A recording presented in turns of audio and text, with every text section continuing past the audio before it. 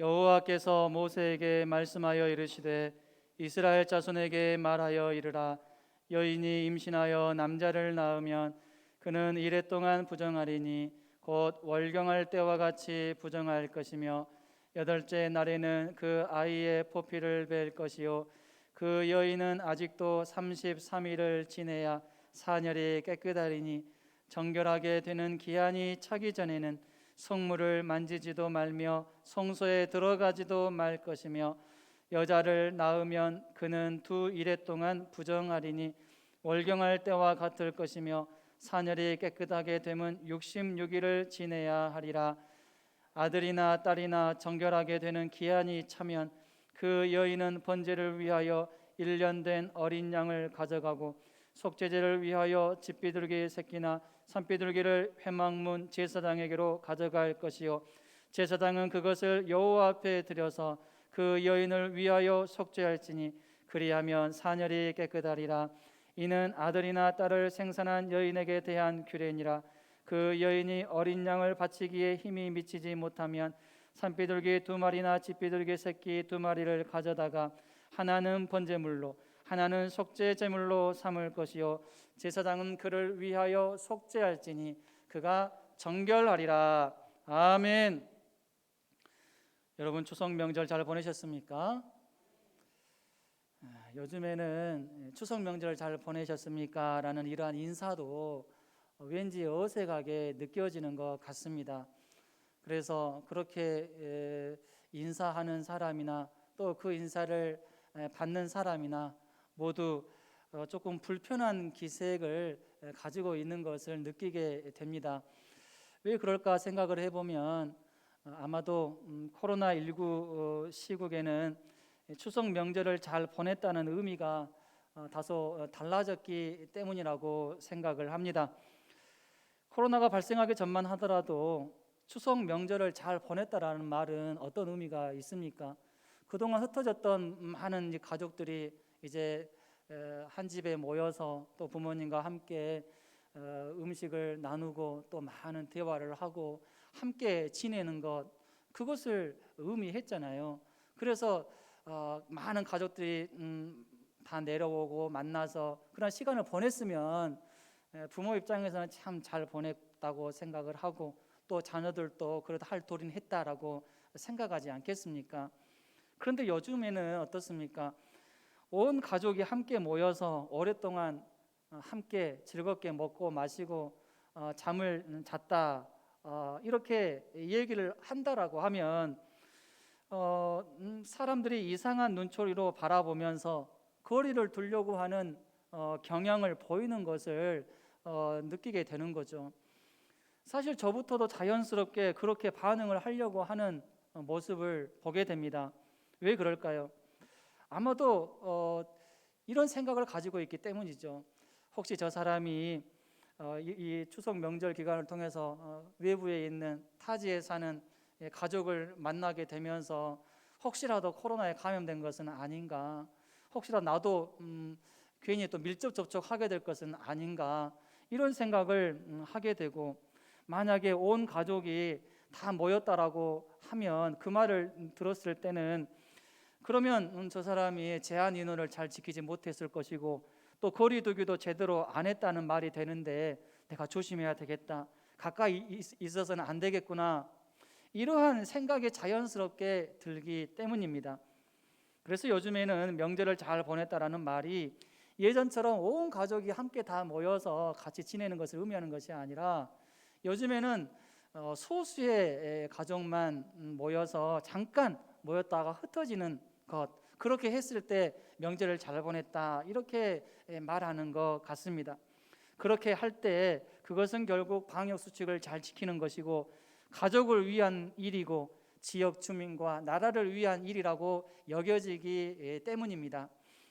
지금 우리 사회가 이러한 상황이 된 것에 대해서 참 매우 안타깝게 생각을 합니다.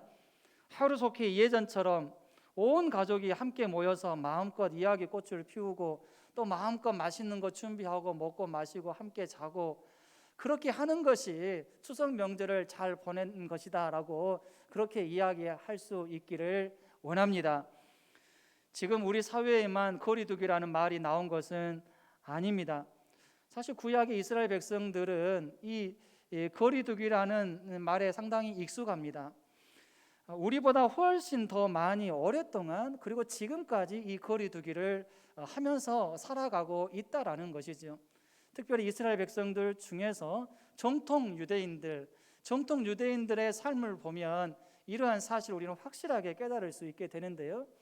이 정통 유대인들은 거리두기를 철저하게 실천하는 사람들입니다. 그래서 유대인들은 어떻습니까? 가까이에서는 안 되는 음식, 또 가까이에서는 안 되는 사람, 그리고 가까이에서는 안 되는 또 문화, 종교, 일상의 모든 영역에서 이 거리두기가 그야말로 일상처럼 실행이 되어진다라는 것이죠. 그들에게 있어서 이 거리두기를 실천한다라고 하는 것은 너무나도 자연스러운 일에 불과합니다. 의례껏 그렇게 해야 되는 것으로 여겨집니다. 왜 그렇습니까? 하나님께서 이 유대인들에게, 이스라엘 백성들에게 율법을 주셨죠. 레위기와 같은 모세 오경, 창출 레미신, 이 모세 율법, 핵심 율법을 말씀을 하셨고 또 명령을 하셨기 때문에 또 그 부분에는 거리두기에 대한 이 말씀이 많이 기록이 되어 있기 때문에 그들의 삶은 이 거리두기라는 이 삶과 밀접하게 관련이 있음을 알 수가 있습니다. 그러한 부분들에 있어서는 우리가 어떻게 말을 하지 못한다라고 생각을 합니다. 오히려 그들의 열심, 하나님의 말씀도 율법대로 잘 지키려고 하는 그 모습은 존중해 주어야 되고 참 대단하다, 그렇게 우리가 인정해 주어야 된다라고 생각을 합니다. 그런데 거리두기를 하지 않아야 될 부분에 있어서 거리두기 하는 부분이 있죠. 오늘 우리 장로님께서도 기도하신 것처럼 정말로 예수님과는 거리를 좁혀야 되지 않겠습니까? 예수님과 거리두기를 해서는 안 돼요. 그렇지만 이 유대인들은 어떻습니까? 예수님과 거리를 두는 거예요.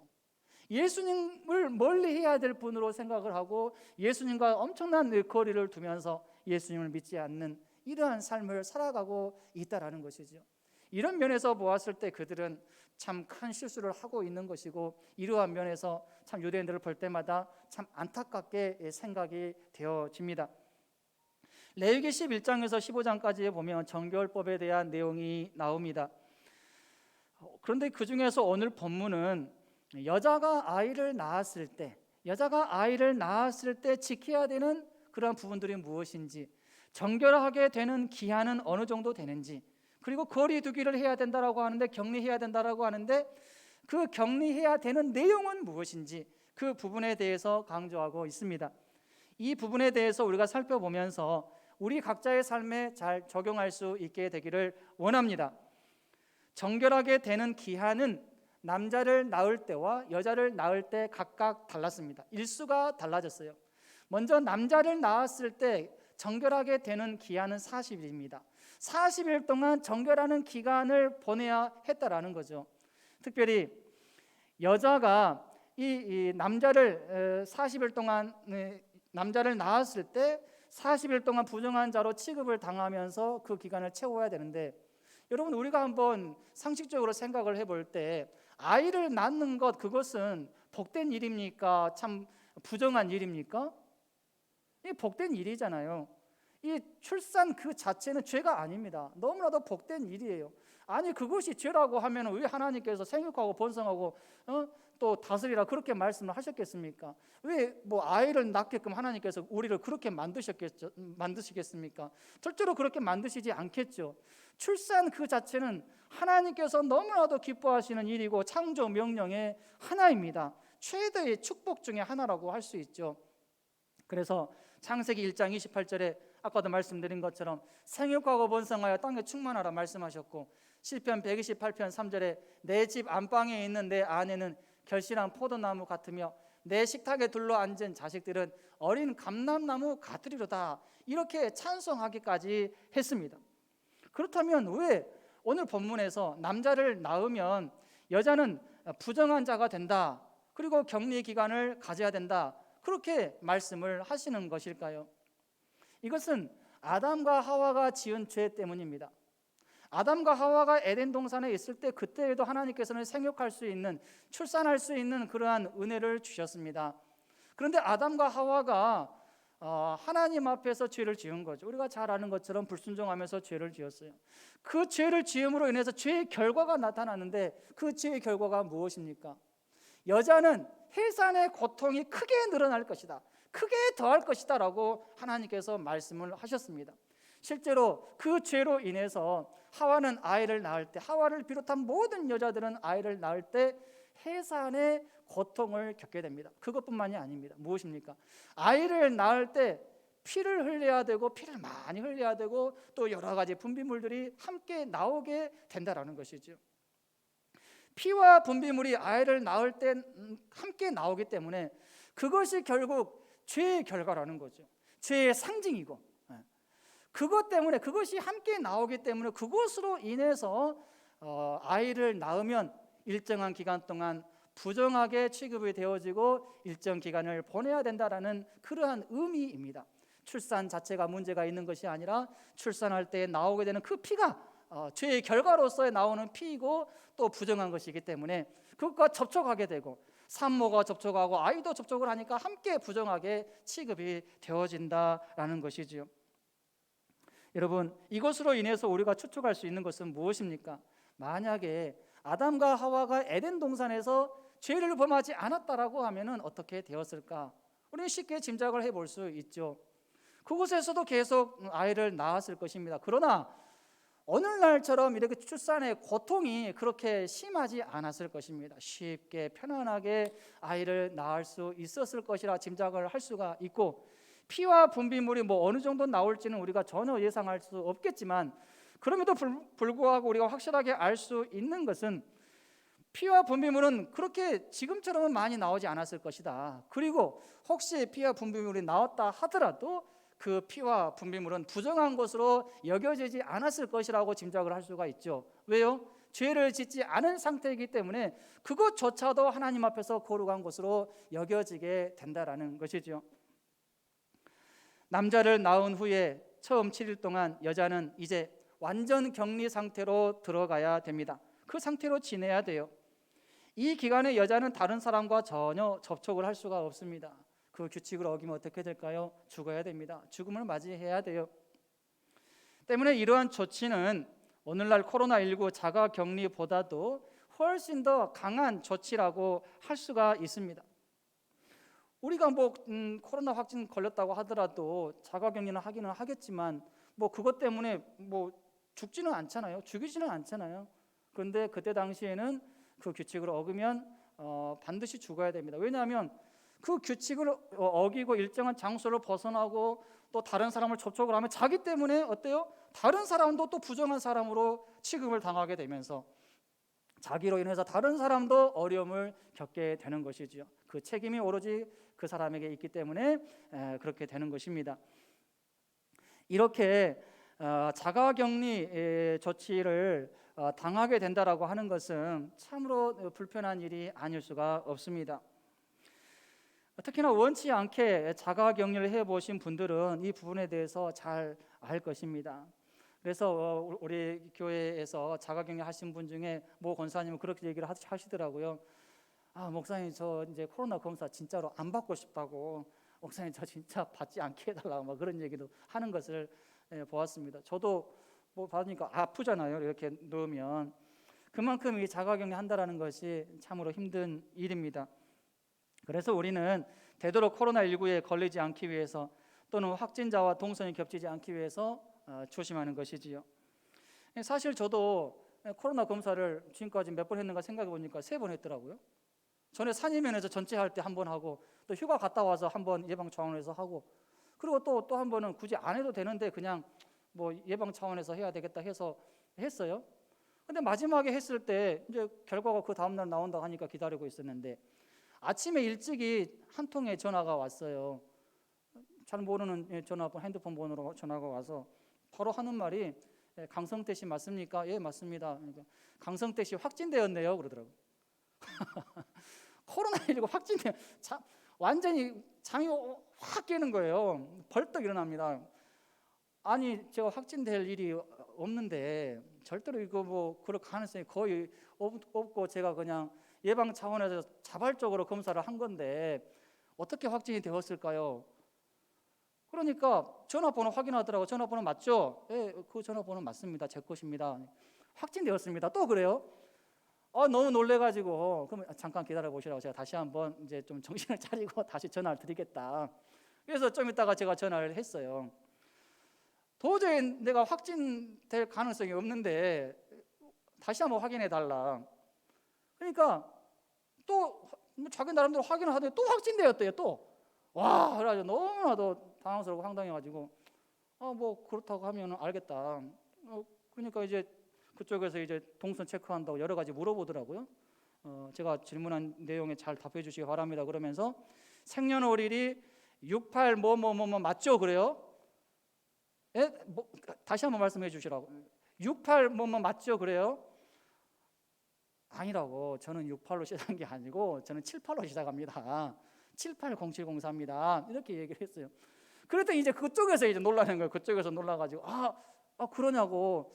그러면서 그러면 정확하게 다시 한번 파악을 해보시고 저한테 연락을 해달라. 그랬더니 나중에 자기들이 큰 실수를 했다고. 동명이인이었대요. 동명이인이고 또 핸드폰 번호도 어떻게 보니까 똑같았는가 봐요. 그렇게 해서 저한테 연락이 온 겁니다. 참 많이 놀랐습니다. 그때 당시에.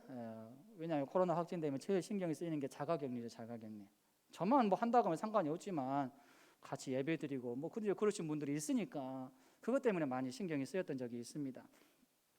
이렇게 여자가 남자를 낳았을 경우 7일 동안 완전 격리 기간 지내야 되고, 그리고 33일 동안도 또 격리 기간과 비슷하게 보내야 되는데, 이 33일의 기간 동안에는 성물을 접촉을 할 수가 없습니다. 사실 완전 격리 기간에 비하면 이 33일의 기간은 다소 완화된 기간이라고 볼 수가 있어요. 그렇지만 그럼에도 불구하고 성물은 만질 수 없도록 그렇게 명령을 하셨습니다. 이것은 마치 최근에 이 백신 접종 완료하신 분들은 확진자와 밀접 접촉을 했다고 하더라도 자가격리는 면제해주고 이제 수동감시 대상으로 한 7일 정도에서 14일 기간 동안 자발적으로 지킬 건 지키고 그렇게 하고, 또 코로나 검사는 2차례 정도 꼭 받아야 되고, 이렇게 다소 완화된 지침이 내려진 것과 같다라고 할 수가 있습니다. 앞으로 백신 접종률이 더 높아지고 정부에서 위드 코로나를 선포한다라고 하면 가장 먼저 실시되는 것은 자가격리 지침이 대폭 완화될 것이라고 생각을 합니다. 자가격리를 안 해도 코로나가 확산되지 않는 위드 코로나 시대가 빨리 올 수 있기를 원합니다. 그날을 위해서 우리가 열심히 기도해야 되겠습니다. 33일의 기간이 처음 7일처럼은 아니지만 그래도 격리 기간과 비슷합니다. 성물을 여전히 만져서는 안 되기 때문입니다. 하나님께서는 성물을 만지지 말라 말씀하셨어요. 지금 여자는 어떤 상태입니까? 출산을 하는 것은 잘한 일인데 출산으로 인해서 죄의 상징인, 죄의 결과를 상징하는 피와 분비물이 나왔기 때문에 여자가 이제 부정한 여인으로 취급을 당하게 되고, 그 상태가 되었기 때문에 성물을 만져서는 안 되는 것입니다. 우리가 하나님께서 만지지 말라고 한 것을 만져서는 안 됩니다. 하나님께서는 처음에 에덴 동산에서 아담과 하와에게 하신 말씀이 있죠. 무슨 말씀이십니까? 에덴 동산에 있는 선악을 알게 하는 열매, 나무, 그리고 생명과가 있는데 특별히 선악을 알게 하는 그 열매는 네가 절대로 따먹어서는 안 된다. 그러면 정령 죽을 것이다. 이렇게 말씀을 하셨어요. 그런데 결과적으로 어떻습니까? 하와가 먼저 따먹었고 아담도 따먹었어요. 그 일로 인해서 그들은 어떻게 되었습니까? 이제 엄청난 손해를 보게 됩니다. 에덴 동산에서 추방당하게 되고, 하나님은 그 에덴 동산을 불칼로 두루도는 화영검으로 지키십니다. 혹시라도 아담과 하와가 죄 가운데서 이제 그 에덴 동산에 들어오는 일이 없도록, 또 생명과를 따먹지 못하도록 막으신 거죠. 아담과 하와 입장에서 생각을 해보면 이것은 엄청난 손해 중의 손해입니다. 일단 에덴 동산에 쫓겨났어요. 하나님께서 가장 최고로 만들어 놓으신 그 에덴 동산에서 그동안 거해 있었는데 죄를 지음으로 말미암아서 그곳에서 쫓겨나가고 추병당하게 되었던 것, 엄청난 손해 아니겠습니까? 그리고 그동안에 항상 바라보고 있었던 이 생명나무, 생명열매의 나무를 이제는 더 이상 만질 수 없고 또 먹을 수 없게 되었습니다. 엄청난 손해입니다. 그동안 만질 수 있고 먹을 수 있었는데 죄를 지음으로 인해서 이제는 만지지 못하게 했고 또 먹지 못하게 하나님께서 조치를 취하신 것이지요. 그동안 에덴 동산에서 누릴 수 있었던 모든 것 이제는 하나도 누리지 못하게 되었습니다. 오직 그들에게 새롭게 주어진 벌이 있었는데 무엇입니까? 언젠가는 죽어야 된다. 그리고 남자는 열심히 땀을 흘리면서 가정을 살리기 위해서 의식주 해결하기 위해서 고통당해야 된다. 그리고 여자는 어떻습니까? 해산의 고통이 크게 늘어나게 될 것이다. 실제로 그렇게 되었죠. 아담과 하와의 죄로 인해서 모든 후손들까지 그 벌을 동일하게 받고 있습니다. 지금 우리 모두도 그 죄의 영향을 받고 있는 것이죠. 엄청난 손해를 본 것입니다. 사실 이러한 엄청난 손해 당하지 않을 수 있었죠. 어떻게 하면? 죄를 짓지 않았으면 그랬을 것입니다. 그런데 죄를 지음으로 인해서 이러한 엄청난 고통, 손해를 당하게 되었습니다.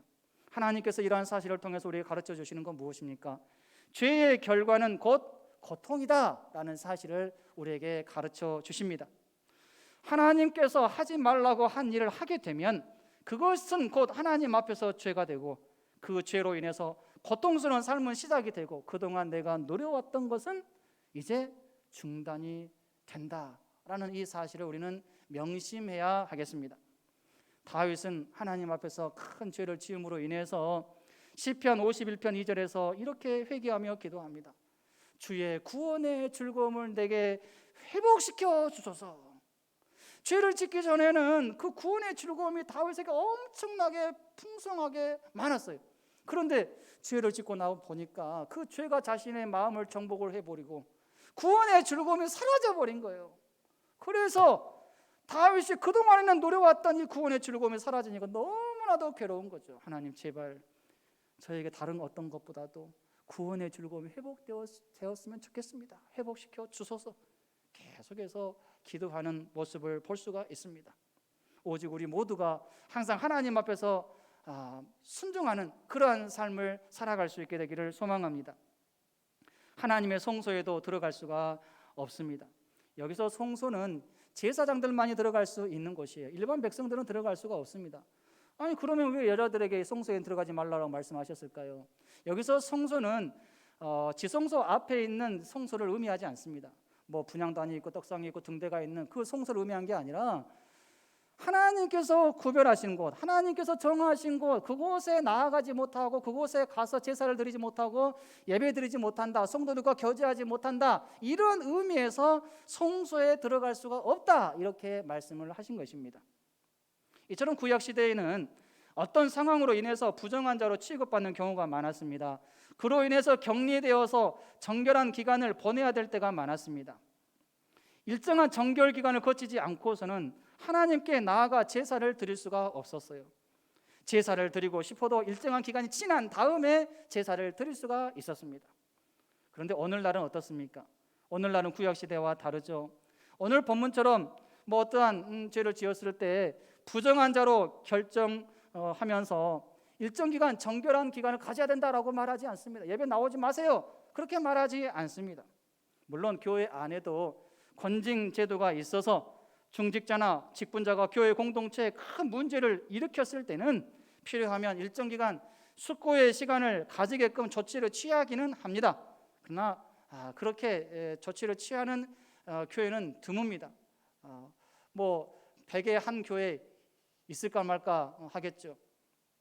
하지만 교회 공동체에 큰 문제를 일으키지 않고 단지 개인적인 영역에 해당하는 소위 말하는 작은 죄를 지었다라고 한다면 교회가 일일이 그러한 개인적인 죄를 다 알 수 없기 때문에 그것으로 인해서 당신은 교회 출입해서는 안 됩니다, 일정 기간 동안 나오지 마세요, 이렇게 말하지 않습니다. 그런 조치 취하지 않아요. 다만 개인 스스로 하나님 앞에서 자신이 지은 죄에 대해서 회개 자복하는 심정으로 하나님 앞에 나와서 그 기도를 하면서 예배를 드리는 것이죠. 열려 있습니다. 구약에서처럼 이렇게 일정 기간 정해서 금지하는 조치가 취해지지 않습니다. 언제든지 하나님께 나아가 예배를 드릴 수 있고 성도들과 교제할 수가 있습니다. 작은 죄를 지었다 하더라도, 하나님 앞에 부끄러운 죄를 지었다 하더라도 그 순간 그 주일에 또 하나님 앞에 바로 나아갈 수가 있습니다. 이것이 얼마나 감사한 일인지 우리는 생각해야 됩니다. 감사한 일을 여기시기 바랍니다. 예수 그리스도의 십자가 보혈의 공로로 이 길이 준비되었어요. 예수님께서 십자가상에서 피를 흘리실 때 어떤 일이 일어났습니까? 그때 당시에 성전의 지성소와 성소를 가로막고 있는 큰 휘장, 절대로 아래에서 찢으려고 해도 그것은 찢을 수가 없습니다. 몇 마리의 말이 동원을 해도 겨우 찢어질까 말까 하는 휘장인데 그 휘장이 위에서부터 아래로 찢어졌다는 거죠. 예수 그리스도의 십자가 보혈의 공로로 인해서 누구든지 이제는 지성소, 하나님이 온전히 계시는 그곳으로 담대히 나아갈 수 있다는 것을 우리에게 보여주셨습니다. 여러분, 성도로 부름받아서 언제든지 하나님께 나아갈 수 있고 또 하나님께 예배드릴 수 있고 성도들과 교제할 수 있다는 것, 그것이 큰 감사의 제목이 되실 수 있기를 바랍니다. 만약에 구약에 살았던 이 이스라엘 백성들이 타임머신을 타고 다 오늘날로 왔다라고 하면 어떨까요? 그들은 엄청나게 감격할 것이라고 생각을 합니다. 아니, 이렇게 죄를 지었는데 또 아이를 낳았는데 이 부정한 기간인데 아니 그거 전혀 상관없이 누구든지 예배를 드릴 수 있다라고 하면 그들에게 있어서 참으로 그들은 놀랄 것이고 참 감사가 넘칠 것이라고 생각을 합니다. 우리에게도 이러한 감사가 있기를 바랍니다. 반대로 이렇게도 한번 생각해 봅시다. 만약 우리가 성경에서 금하고 있는 어떤 죄를 지었을 때 그때마다 구약처럼 부정한 자로 취급되어지고 일정 기간 동안 예배를 드리지 못하게 격리시킨다면 어떨까요? 아마도 굉장히 기분 나쁘게 생각하지 않겠습니까? 그러한 성도들은 많을 것이고 신앙생활 중단하는 분들도 많을 것입니다. 우리가 오늘날에는 죄를 지었어도 회개라고 하는 그 통로를 통해서 얼마든지 하나님 앞에 나아갈 수가 있습니다. 그런데 그럼에도 불구하고 하나님 앞에 감사하며 예배드리지 못하는 것은 참으로 우리의 부끄러운 모습이죠. 또한 얼마든지 하나님 앞에 나아가서 예배드릴 수 있는 상황임에도 불구하고 예배드릴 수 없는 자기만의 수많은 이유와 핑계를 대면서 이 핑계 저 핑계 대면서 하나님 앞에 나아가지 않는 이러한 모습은 그야말로 하나님 앞에 부끄러운 모습이 아닐 수가 없습니다. 물론 코로나19 확진자와 밀접 접촉을 해서 나도 확진될 가능성이 있고 또 건강에 큰 문제가 생겨서 도저히 교회에 나올 수 없는 상황이라고 한다라고 하면 그 부분은 하나님께서도 이해하실 거라고 생각을 합니다.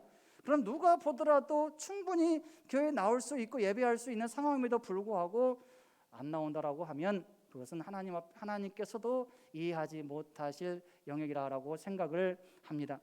우리 모두 하나님 앞에 열심으로 나아갈 수 있게 되기를 소망합니다. 하루라도 빨리 하나님 앞에 더 열심히 온전히 예배 드릴 수 있는 그날이 오도록 간절히 사모함으로 나아가는 우리 모두가 되기를 바랍니다. 남자아이가 출생한 지 8일째가 되면은 할례를 행해야 됩니다. 할례에 대해서는 간략하게 설명합니다. 우리가 잘 아는 것처럼 할례는 언약의 증표입니다. 하나님의 백성의 인침과 같죠. 그리고 그것은 이제 오늘날 남자의 포경수수가 같은데 이 인간의 부패한 성질과 제약을 제거한다라는 그러한 의미가 있습니다. 뿐만 아니라 새롭게 태어난다, 다시 태어난다라는 이러한 의미도 있어요. 이렇게 남자를 낳았을 때 40일간 부정한 기간으로 지내게 됩니다. 그런데 여자를 낳았을 경우에는 그 기간이 2배로 늘어나게 돼요. 80일입니다. 80일 동안 여자는 부정한 자로 취급을 당하게 되고 그 기간을 채워야 됩니다. 다른 사람을 접촉할 수 없는 절대적인 부정기간이 14일로 2배가 늘어나고 그리고 성소에 출입할 수 없는 부정한 기간이 66일이 되어서 80일이 됩니다. 왜 이렇게 차이가 나는 것일까요? 하나님께서도 남자와 여자를 차별하시는가? 그게 아닙니다. 이유가 있어요. 4가지 이유를 들 수가 있는데 첫째는 여자아이를 출산을 할 때는 남자를 출산할 때보다 피와 분비균이 훨씬 더 많이 나온다라고 합니다. 그런 이유에서 여자아이를 낳았을 경우에는 더 부정하다라고 여겨지는 거죠. 둘째는 아담과 하와의 죄의 경중을 따졌을 때 하와가 더 큰 죄를 지었다, 먼저 책임이 있다라고 그렇게 생각을 하기 때문에 여자를 낳았을 때는 더 기간이 많아진 거죠. 셋째는 남자는 그래도 남자를 낳으면 그 남자 아이는 할례를 행하기 때문에 어느 정도 또 그 죄가 감소되는 부분이 있다라고 여겨지기 때문입니다. 넷째는 히브리인들의 개념상 남자는 장차 구세주로 오실 메시아 사상과 결부되기 때문입니다. 그래서 이러한 이유로 인해서 여자를 낳았을 경우는 정결기간이 더 길어지는 것뿐이지 뭐 하나님께서 남자를 더 좋아하시고 여자는 덜 좋아하신다, 이런 차원이 아닙니다. 정결하게 되는 기한을 정하신 궁극적인 목적도 있습니다. 우리가 생각을 할 때 아니 아이를 낳는 거 좋은 일인데 왜 하나님께서 그렇게 40일간 또 80일간의 기간을 반드시 정결 기간으로 가지게 하실까 의문이 될 수가 있죠. 아니 그렇다라고 하면 차라리 그냥 아이를 낳지 않으면 더 낫겠네요, 이렇게 뭐 충분히 생각할 수 있잖아요. 하나님의 뜻이 있습니다. 첫째로 인간에 대한 하나님의 사랑 때문이죠. 이 아이를 낳으면서 깨닫게 되는 것이 있습니다. 그것은 무엇입니까? 아, 인간은 죄인이구나.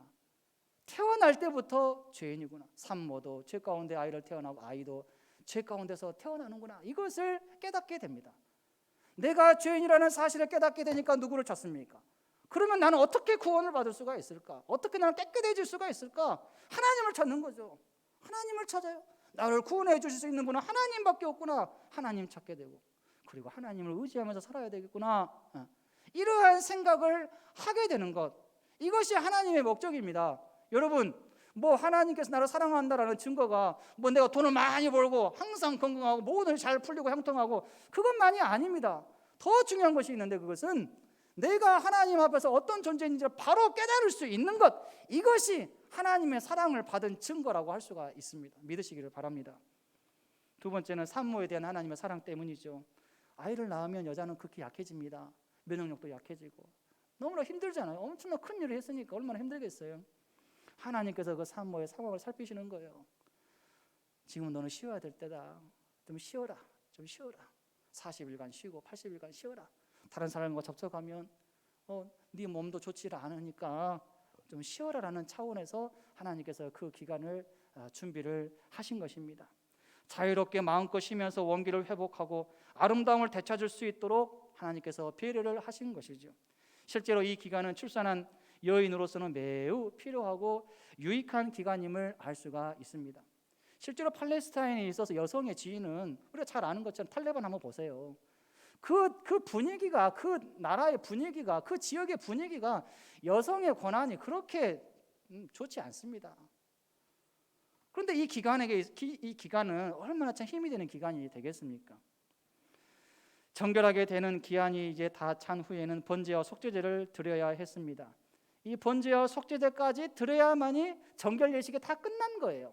40일간 또 80일간 다 보냈다라고 해서 끝난 게 아니라 번제와 속죄제까지 다 드려야 끝난 것입니다. 그래야지만이 제대로 정결하게 되었다라고 판정을 받는 거죠.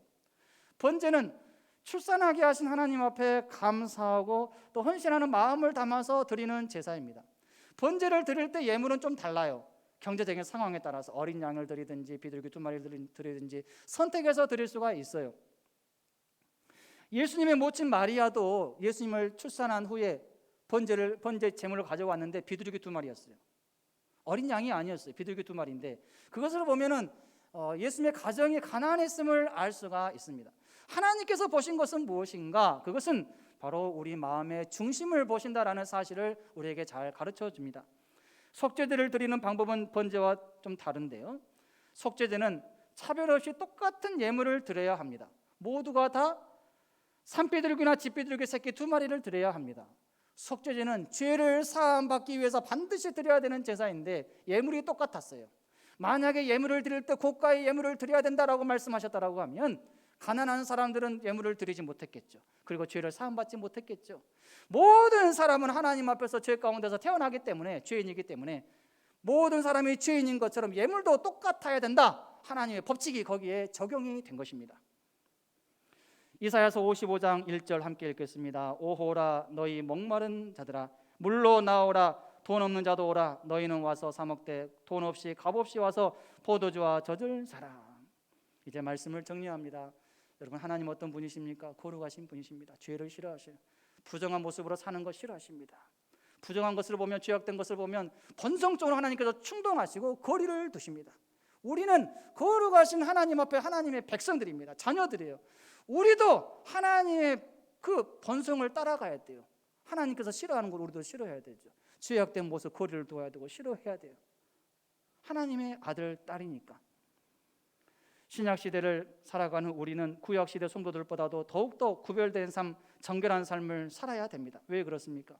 신약 시대의 성도들은 엄청난 은혜를 입었는데 예수님께 보혈의 공로라는 이 사랑의 빚을 졌기 때문입니다. 예수님께서 우리를 위해서 주고 주신 이 엄청난 은혜를 우리가 지금 누리면서 살고 있는 거예요. 은혜가 큰 만큼 책임과 사명도 커집니다. 바울이 이러한 일들에 있어서 그렇게 살았죠.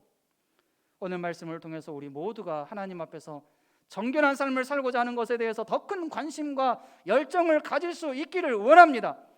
그래서 하나님의 백성으로서 책임과 사명을 가지고 구별된 삶을 잘 살아갈 수 있기를 주님의 이름으로 축원합니다.